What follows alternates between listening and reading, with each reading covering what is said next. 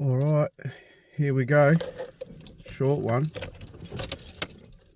But the title may have caught your attention. Thumbs up to that. I will never expose myself to a yes if I continue to live my life shy of getting a no. What's that mean? So, obviously, I've been out of action for a bit. Went into a bit of a spiral. However, the strength of that spiral didn't grip me as much as it once would have. Does that make sense? Slowly dissipating, weakening its grip, that spiral. Spiral is going to happen, right? It's part of the book I'm writing, Rise of a Falling King. And I'm not writing the book with as the man on top of the mountain waving the flag of success, or writing the book as me saying, hey, you should do this, you should do that, and not doing it myself. I'm writing this book in this actual perspective, in this now of being in the rise, in the understanding, in the observation. And part of that observation is that I'll never lead myself into the realms where the yes exists, if that makes sense to you. If I continue to live my life shy of being exposed to the no, oh, that didn't work out, this didn't work out, or and then falling on, well, that wasn't meant to be. And sometimes that does have its place, right?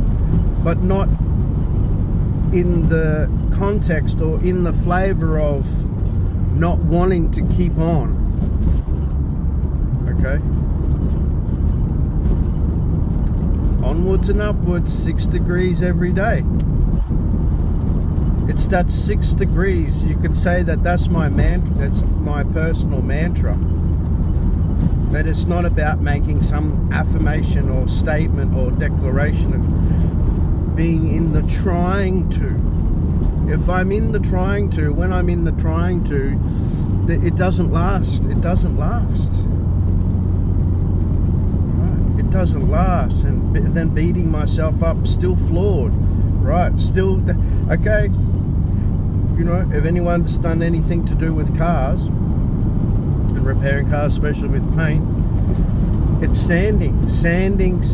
Oh, hang on, bumps are still in the paint. More sanding.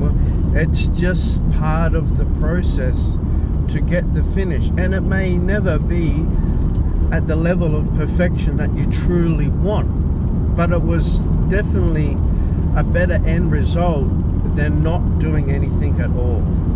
So that's part of what this little video is about, the core of the message.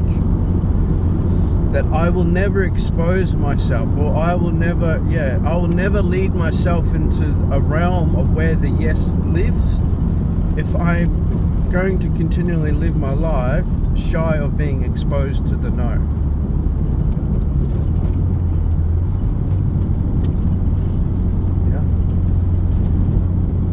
You ask a girl out, or hey, are you single?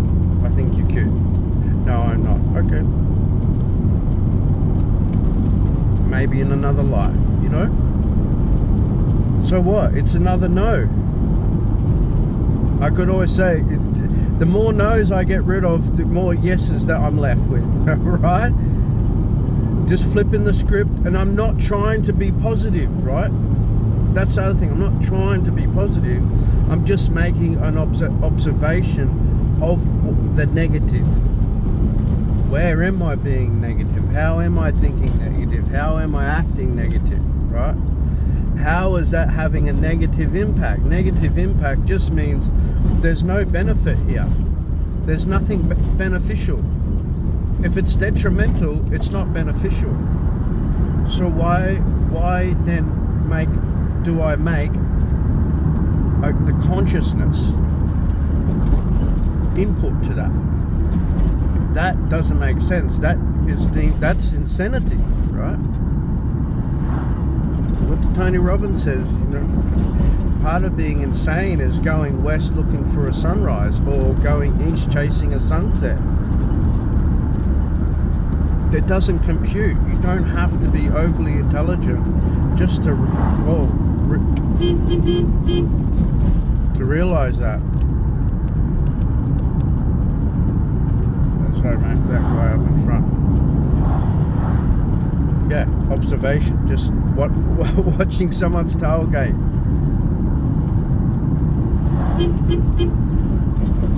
Flip. Hopefully they realise that and they're going to pull over here.